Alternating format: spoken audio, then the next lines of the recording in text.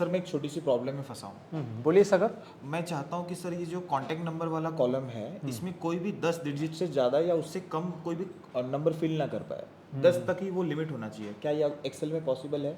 Yes of course ये Excel में possible है। जी हाँ दोस्तों, बहुत सारे लोगों को ये पता नहीं कि एक्सेल के अंदर हम ऐसी चीज़ों के लिए डेटा वैलिडेशन लगाते हैं। और डेटा वैलिडेशन इतना ही नहीं करता है, डेटा वैलिडेशन की वजह से आप बहुत कुछ कर सकते हैं। आप डिपेंडेंट ड्रॉप डाउन लिस्ट बना सकते हैं और डेटा वैलिडेशन से आप बहुत सारी चीज़ें रेस्ट्रिक्ट कर सकते हैं। इसीलिए ये मैं आपके लिए लेके आया हूँ डेटा वैलिडेशन का मास्टर क्लास। एक्सेल के अंदर भाई कोई भी नंबर्स को रेस्ट्रिक्ट कैसे किया जाता है या डेटा वैलिडेशन से आप क्या क्या कर सकते हैं, ये अगर आप जानना चाहते हो तो ये पूरा मास्टर क्लास आप देखिए। डेटा वैलिडेशन का A to Z चीज़ें आपको यहाँ पे सीखने मिलने वाली। तो चलिए, अगर आप इंटरेस्टेड हो तो शुरुआत करते हैं इस मास्टर क्लास को। मैं सतीश, आप सबका स्वागत करता हूँ।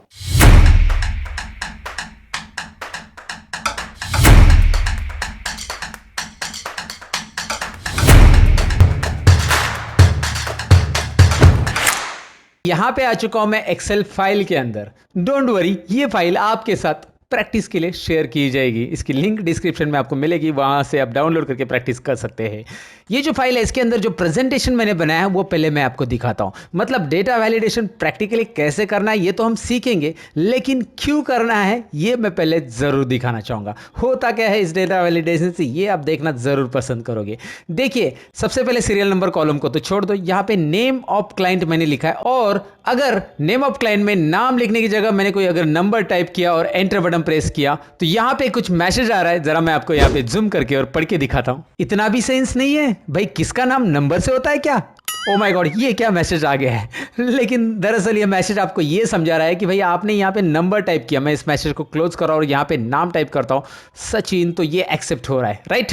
रमेश, तो ये एक्सेप्ट हो रहा है। लेकिन अगर आप किसी का नंबर टाइप करते हो सो इतना भी सेंस नहीं है। दोबारा ये बता रहा है। ये मैसेज मैं फनी वैसे यहाँ पे प्रेजेंट कर रहा हूँ, इसका वास्तविक जीवन से कोई संबंध नहीं लगाने, ये काल्पनिक है। पहले मैं बता देता हूँ डिस्क्लेमर में दोस्तों। तो यहाँ पे आगे के कॉलम में आप देख सकते हैं मोबाइल नंबर मुझे एंटर करना है, लेकिन मैं यहाँ पे मोबाइल नंबर एंटर करते समय सपोज मैं कुछ कम डिजिट के मोबाइल नंबर एंटर कर रहा हूँ। 10 नहीं कर रहा हूँ, 9 कर रहा हूँ या फिर 11 कर रहा हूँ, ऐसा कुछ कर रहा हूँ। और जैसे मैं एंटर करूंगा, मैंने अगर मोबाइल नंबर गलत डाला है तो आपके सामने एक मैसेज आ रहा है, भाई गलत कर रहे हो यार, मोबाइल नंबर कितने डिजिट का होता है बे? ओ माय गॉड, एक्सेल भी टपोरी लैंग्वेज में बोलने लगा है। नहीं दोस्तों, एक्सेल तो टपोरी लैंग्वेज में नहीं बोल रहा है। दरअसल मैंने ऐसा बुलवाया है, ये आप भी कर सकते हैं। कैसे करना यही तो सीखने वाले हैं हम। बस अभी प्रेजेंटेशन देख लो कितना इंटरेस्टिंग बनाया, ये मुझे कमेंट सेक्शन में जरूर लिख देना। मैंने कुछ थोड़ा सा फनी वैसे इसे प्रेजेंट करने की कोशिश की है। यहाँ पे आधार नंबर दिया है जो कि 12 डिजिट का होता है। 12 डिजिट का मैंने एंटर किया है, लेकिन यहाँ पे ऊपर जो आधार नंबर एंटर किया है वही अगर आधार नंबर मैंने रिपीट एंटर किया और फिर देखिए क्या बताता है हमें एक्सेल। अब तो सुधरो यार, एक बार एंटर किया हो आधार नंबर दोबारा एंटर तो कोई बेवकूफ़ ही करेगा। ओ माय गॉड, एक्सेल ने तो हद कर दी अभी यार। क्या क्या बोल रहा है हमें। ओके दोस्तों, एक्सेल कुछ नहीं बोल रहा है। डिस्क्लेमर याद रखिएगा, ये सभी घटनाएं काल्पनिक है, इसका वास्तविक जीवन से कोई संबंध नहीं है। हाँ मतलब यहाँ पे जो मैं पढ़ा रहा हूँ ये आपको वास्तविक जीवन में यूजफुल रहेगा, लेकिन ये जो प्रेजेंटेशन है इसमें जो मैं चीज़ें यूज़ कर रहा हूँ या जो लैंग्वेज यूज़ कर रहा हूँ ये बस आपको एक एंटरटेनमेंट करने के लिए बना रहा हूँ दोस्तों, बस ये समझ लेना है। चलिए चौथे कॉलम की तरफ बढ़ते हैं। क्या है इंटरेस्टिंग प्रेजेंटेशन देखते हैं। यहाँ पे अलग अलग डेट आपको दिखाई दे रही है। 99 की एक डेट है, 2000 की एक है। तो यहाँ पे मैं कोई डेट एंटर कर रहा हूँ, जैसे मैंने एंटर किया 3/5/2003 और एंटर कर रहा हूँ। ओह, एक मैसेज आ रहा है। क्या मैसेज आ रहा है जरा पढ़िए। ये लो पकड़ लिया, तुम तो 18 साल के भी नहीं हो। और चले आए मुंह उठा के। ओह माय गॉड, इसने पकड़ लिया कि ये जो बर्थ डेट है वो 18 साल के कम उम्र की वाले की है। ओके, रिट्राई करिए और दूसरी डेट डालिए। फिलहाल आगे के कॉलम की प्रेजेंटेशन की तरफ बढ़ते हैं। यहाँ पे अपॉइंटमेंट टाइम, और मैं अपॉइंटमेंट लेना चाहता हूँ शाम का 6:30 बजे का, तो मैं यहाँ पे 6:30 बजे इस तरह से लिख देता हूँ, एंटर कर देता हूँ। आपका समय गलत है। अरे भाई, सुबह 9 से शाम 6 के बीच ही टाइम एंटर करो। ओके जी, एंटर करेंगे हम। फिलहाल तो इसे हम कैंसिल कर देते हैं और आगे के कॉलम की तरफ बढ़ते हैं। एज कॉलम में लिख के देखते हैं। यहाँ पे एज में मैंने गलती से कोई टेक्स्ट एंटर कर दिया है, तो यहाँ पे अब तो हद कर दी भाई। उम्र में टेक्स्ट टाइप कर रहे हो, उम्र में टेक्स्ट टाइप होगा क्या? नहीं होगा। ओके, इसके लिए तो ये एरर मैसेज आ रहा है, एक्सेल हमें बता रहा है। अब यहाँ पे सिटी मुंबई है, दिल्ली है और मैं पुणे ऐड करता हूँ। कोई बात नहीं, ऐड हो चुका है। मैं ठाणे ऐड कर रहा हूँ। ये शेयर लिस्ट में नहीं है, आप क्या करना चाहते हैं? कंटिन्यू तो यस कीजिए, नहीं तो नो कीजिए। यस करता हूं, थाने ऐड हो चुका है। वाह इंटरेस्टिंग है। अब हम लैंडलाइन नंबर की तरफ बढ़ते हैं और यहाँ पे जैसे मैं माउस पॉइंटर रख रहा हूं ये कीजिएगा। अगर लैंडलाइन नंबर नहीं है तो ब्लैंक छोड़े। ओके इंस्ट्रक्शन आ चुका है हमें, ये इतना ही है इसका प्रेजेंटेशन। तो यहाँ पे डेसिमल में अभी मैं कोई वैल्यू एंटर कर रहा हूँ, डेसिमल वाली 1.5 एंटर कर रहा हूँ। ओह एरर दे रहा है, wrong decimal, please enter between 2.5 and 10.5। पहली बार एक्सेल ने एकदम सीधा साधा मैसेज भेजा है भाई, नहीं तो इसके पहले तो ऐसे मैसेज भेजे जैसे कि हमें एक्सेल क्या समझ रहा है पता नहीं। फिलहाल तो ये मैसेज को हम यहाँ पे क्लोज कर देते हैं और बोला है 2.5 तो मैं यहाँ पे 2.6 एंटर करता हूँ, देखते हैं एक्सेप्ट हो रहा है। 2.9 एंटर करता हूँ या 3.5 एंटर करता हूँ तो एक्सेप्ट हो रहा है। तो उसके बीच में वैल्यू एक्सेप्ट होगी, मतलब पॉइंट वाली वैल्यू यहाँ पे डेसिमल वाली वैल्यू कैसे एक्सेप्ट होगी समझ में आपको।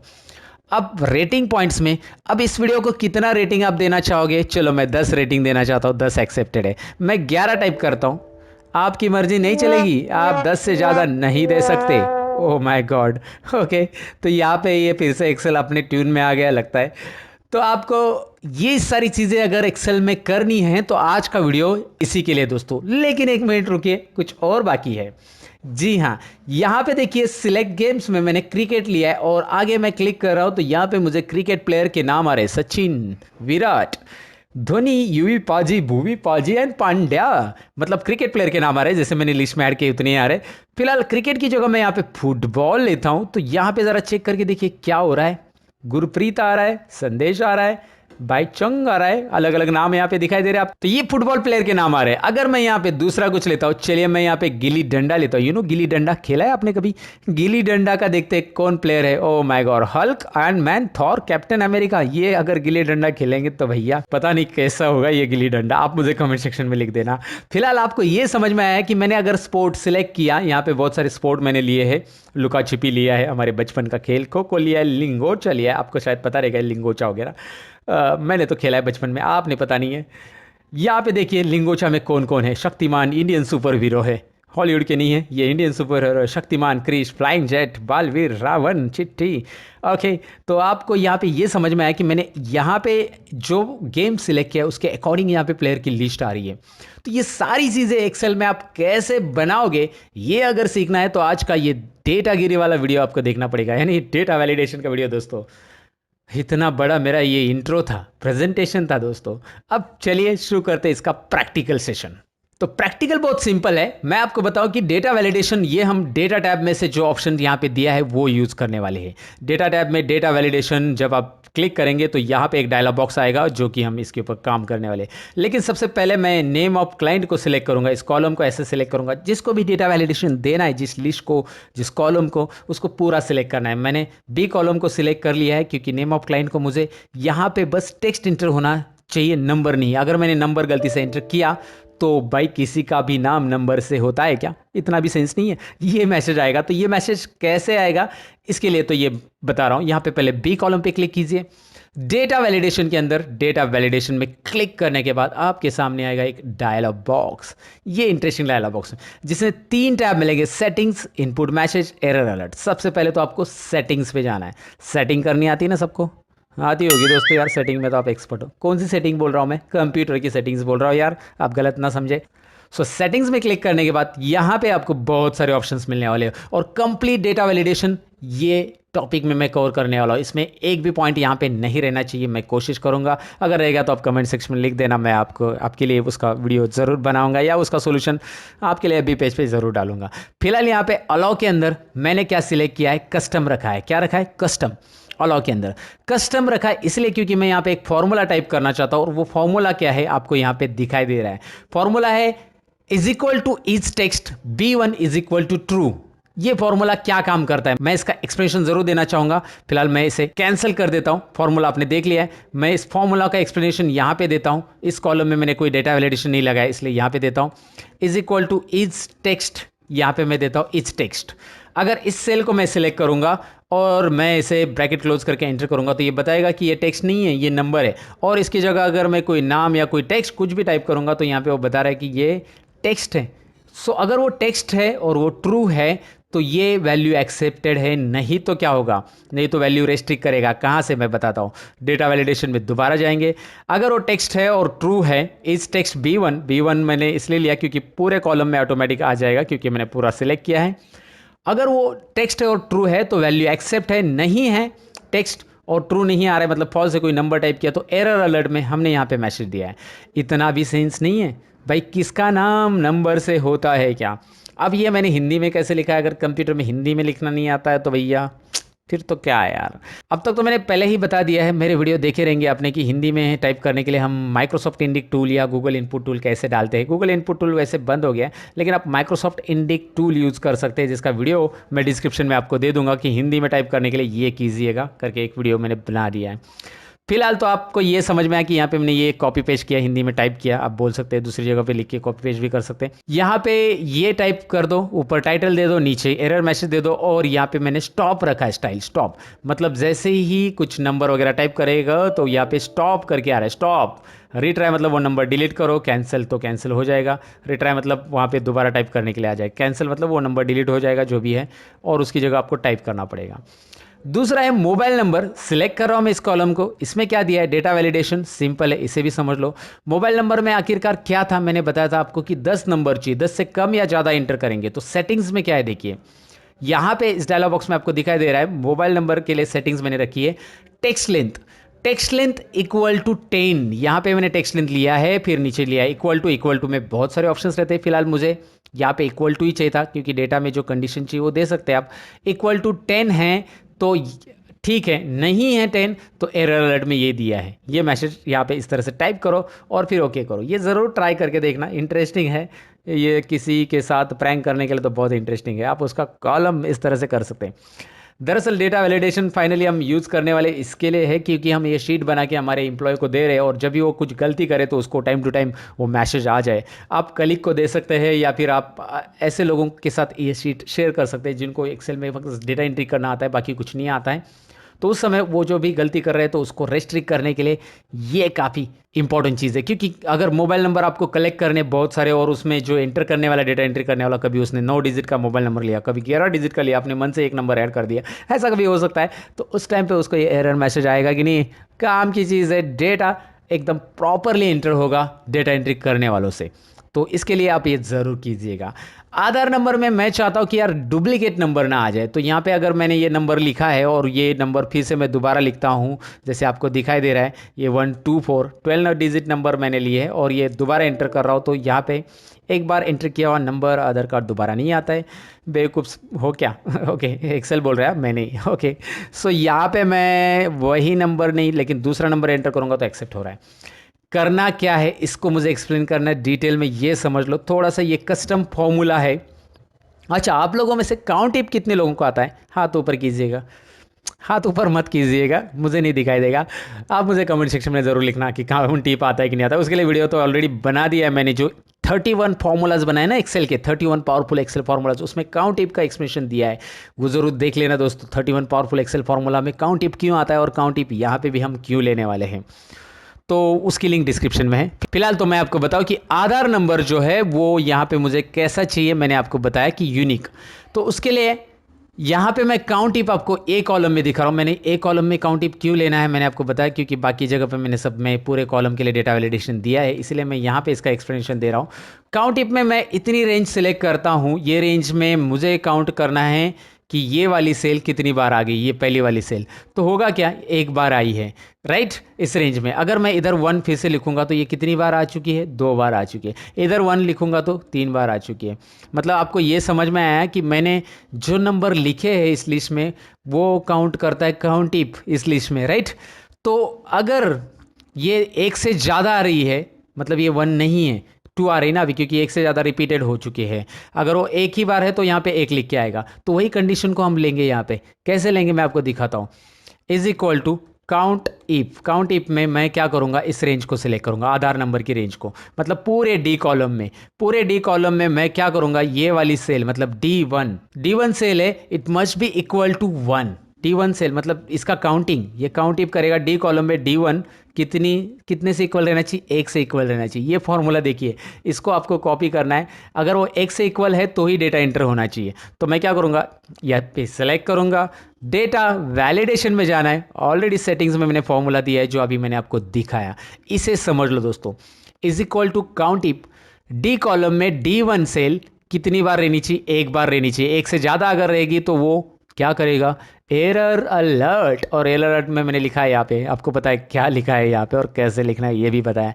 तो ये समझ में आया होगा आपको। ये फॉर्मूला क्या करता है, डुप्लीकेट रिस्ट्रिक्ट करता है। डबल वैल्यू अगर कोई भी सेल में आती है, D1 ही नहीं कैच करेगा क्योंकि एंटायर के लिए हम ये फॉर्मूला अप्लाई कर रहे हैं, एंटायर डेटा वैलिडेशन दे रहे हैं, एंटायर कॉलम के लिए डेटा वैलिडेशन दे रहे हैं आई मीन। तो यहाँ पे भी आप लिखेंगे डुप्लीकेट वैल्यू, अगर वो ऊपर पहली बार लिखी इस रेंज में तो वो डुप्लीकेट एक्सेप्ट नहीं करेगा, डायरेक्टली एरर थ्रो करेगा। जो एरर मैसेज हमने खुद कस्टमाइज किया है और कैसे किया है तो मैंने बता दिया। डेट ऑफ बर्थ में क्या है, सिंपल है, डेटा वैलिडेशन में चाहिए। यहाँ पे सेटिंग्स के अंदर अलाउ के अंदर डेट नाम का एक कंसेप्ट है, डेट नाम का एक ऑप्शन है आई मीन टू से। सो डेट नाम के इस ऑप्शन को सिलेक्ट कीजिए। उसके अंदर है बिटवीन लिया है मैंने, और बिटवीन मैंने लिया है स्टार्ट डेट, ये मैंने 1900 साल से लिया है, जितना भी एज रहेगा उसका चलेगा। लेकिन 2001 लिया है मैंने, अप्रॉक्स लिया है 2001 तक, मतलब 2019 चल रहा है इसलिए 18 एज। उसके बाद की अगर कोई डेट आप डालेंगे, क्योंकि एंड डेट यही है, तो उसके बाद की अगर कोई डेट डालेंगे तो वो 18 एज से कम रहेगा ऑफकोर्स, तो एरर अलर्ट थ्रो करेगा। और एरर अलर्ट में ये लोग पकड़ लिया, तुम तो 18 साल के भी नहीं हो, चले आए मुंह उठा के। ओके सो यह मैसेज कैसा लगा मुझे कमेंट सेक्शन में ज़रूर लिख लेना।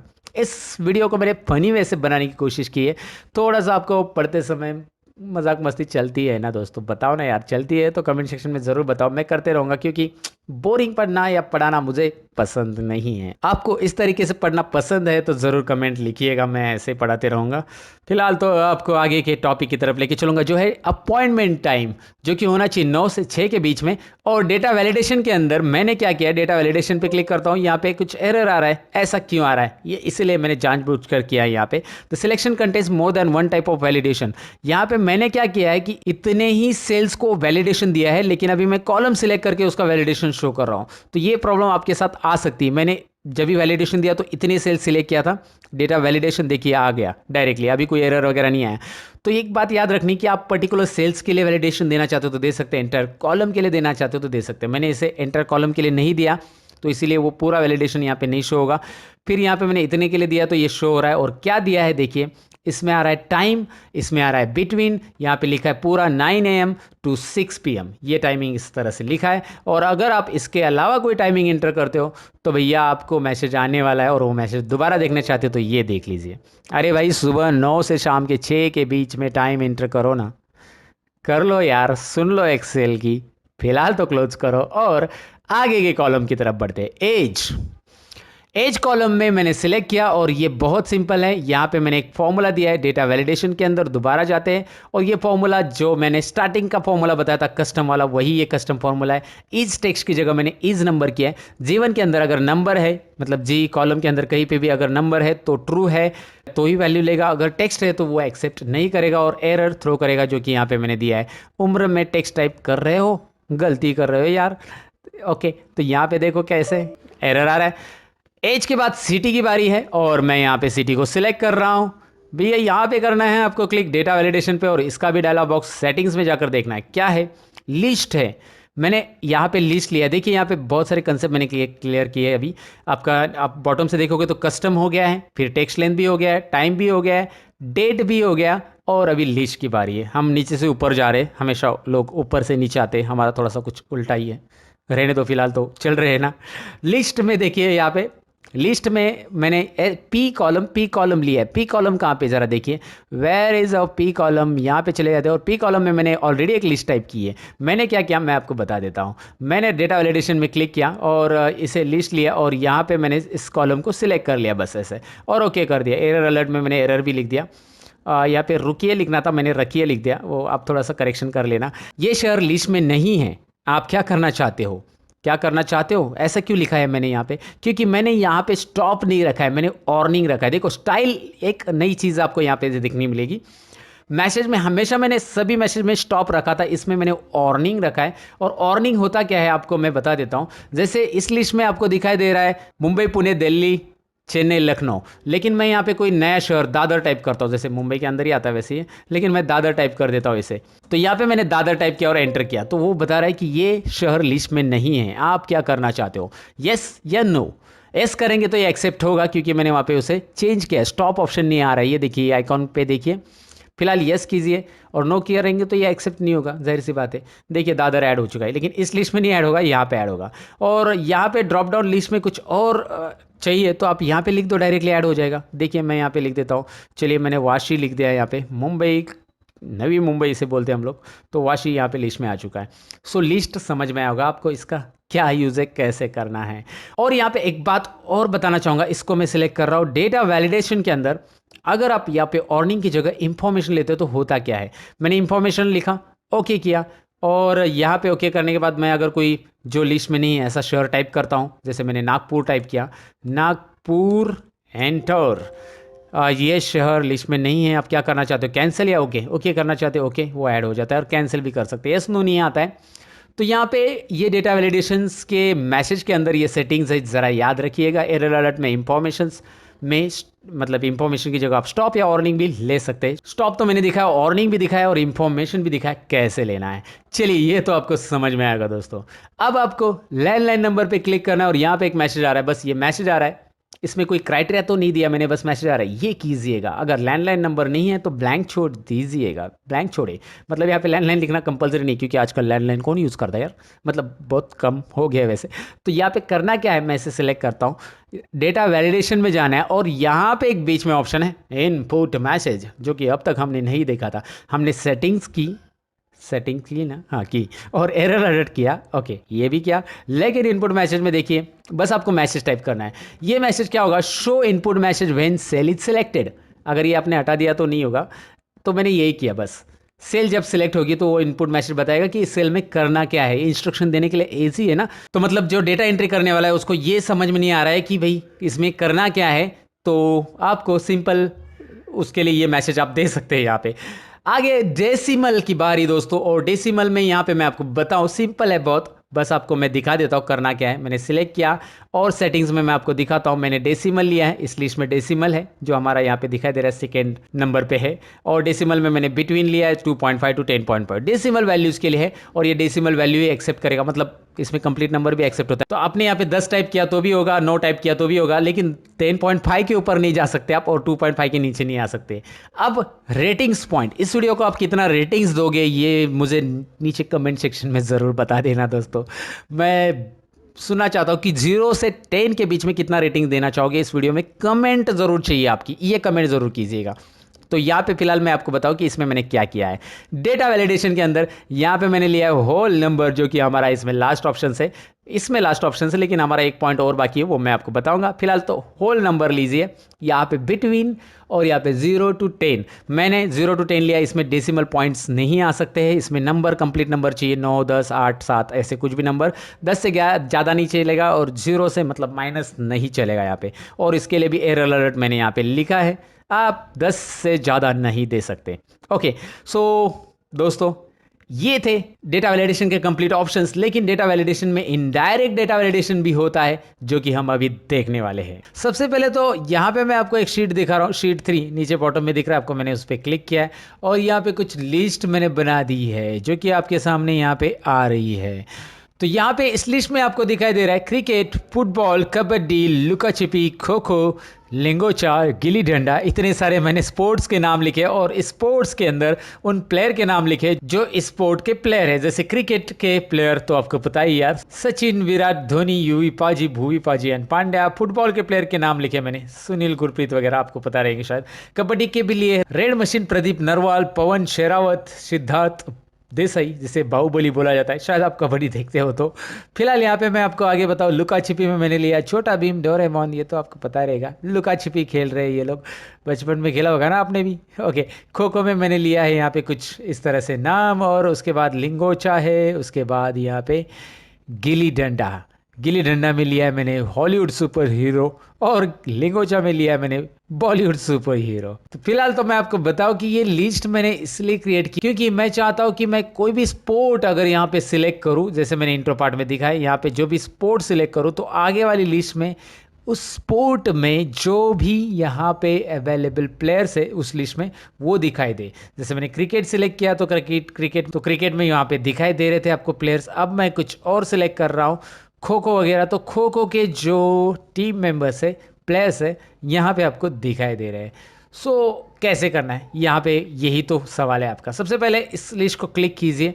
मैंने यहाँ पे ए कॉलम पे क्लिक किया है। मैं एक काम करता हूँ और एक लिस्ट ऐड करता हूँ आपको डमी दिखाने के लिए। तो मैं यहाँ पे एक कोई भी गेम ले लेता हूँ। चलिए एग्जांपल के लिए मैंने ये ले लिया चेस, और इसके अंदर आप किसका भी नाम लिख सकते हैं। तो इस तरह से मैंने यहाँ पे नाम लिखे हैं, और मैं आपको सबसे पहले बता दूं कि नाम लिखने के बाद इस कॉलम को मैं क्लिक करूंगा पूरे, और इसको नाम असाइन करना है। नाम असाइन करने के लिए आप यहाँ पे जा सकते हैं नेम बॉक्स के अंदर और यहाँ पे नाम दे सकते हैं, लेकिन इसके लिए मैंने शॉर्टकट की बताई थी, कंट्रोल शिफ्ट और F3 प्रेस करूंगा इसके लिए, क्योंकि मुझे यहाँ पे डायरेक्टली नाम अप्लाई करना है। तो आप देखेंगे एक नेम मैनेजर आपके सामने आ रहा है, छोटा सा आ रहा है, क्रिएट नेम्स फ्रॉम सिलेक्शन।